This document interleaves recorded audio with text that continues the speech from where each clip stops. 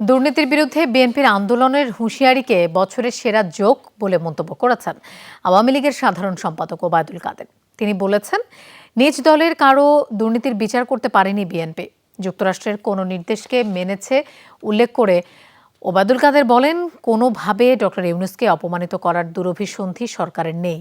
সন্ধ্যায় ধানমন্ডিতে আওয়ামী লীগ সভানেত্রীর রাজনৈতিক কার্যালয়ে তিনি বলেন, ভারত সরকারের সাথে আওয়ামী লীগের বন্ধুত্ব বিশেষ কোনো দল বা ব্যক্তির সঙ্গে নয়। স্যান্ডেলিনা সো, রূপচর্চায় আভিজাত্য। শেষ হওয়া উপজেলা পরিষদ নির্বাচন নিয়ে প্রতিক্রিয়া জানাতে সন্ধ্যায় ধানমন্ডিতে আওয়ামী লীগ সভানেত্রীর কার্যালয়ে দলের সাধারণ সম্পাদকের সংবাদ সম্মেলন। ওবায়দুল কাদের বলেন, বিগত জাতীয় নির্বাচনের মতো উপজেলা নির্বাচনও শান্তিপূর্ণ হয়েছে। আজিজ আহমেদ, বেনজির আহমেদ প্রসঙ্গে বিএনপি মহাসচিবের বক্তব্যের জবাবে আওয়ামী লীগ সাধারণ সম্পাদক পাল্টা প্রশ্ন রাখেন, আশরাফুল হুদা, রকিবুল হুদা, কোহিনুর কিংবা মইনুল আহমেদ কার সৃষ্টি? আশরাফুল হুদা, রকিবুল হুদা, কোহিনুর এদেরকে কারা সৃষ্টি? মির্জা ফখরুলের এতটুকু লজ্জা করে না? নিজেরা যা করেছে সেটা এখন আওয়ামী লীগের সাথে তুলনা করছে। দুর্নীতিবাজ দল বিএনপি দুর্নীতির বিরুদ্ধে আন্দোলন করবে, এটা বছরের সেরা যুগ।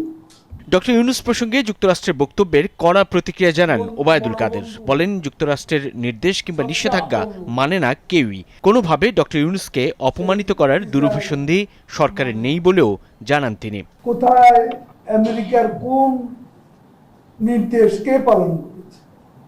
কম্বোডিয়া কি নিষেধাজ্ঞা মানেছে? তাতে কি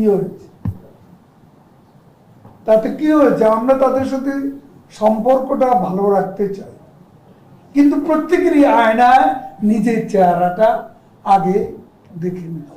প্রতিবেশী ভারতের নির্বাচনী ফলাফল নিয়েও প্রতিক্রিয়া জানান ক্ষমতাসীন দলের সাধারণ সম্পাদক। বলেন, বিশেষ কোনো দল বা ব্যক্তির সাথে নয়, ভারত সরকারের সাথেই আওয়ামী লীগ সরকারের বন্ধুত্ব।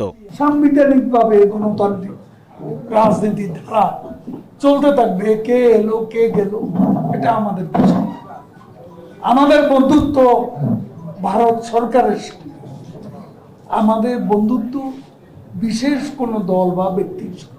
ওবায়দুল কাদের বলেন, বাংলাদেশে সুষ্ঠু নির্বাচনের প্রক্রিয়া বিএনপি বন্ধ করেছে। মে মাসের 30 তারিখ 77 সালে বাংলাদেশে সুষ্ঠু নির্বাচনের ধ্বংসের প্রক্রিয়াটা শুরু হয়। সাইফুদ্দিন রবিন, যমুনা নিউজ, ঢাকা।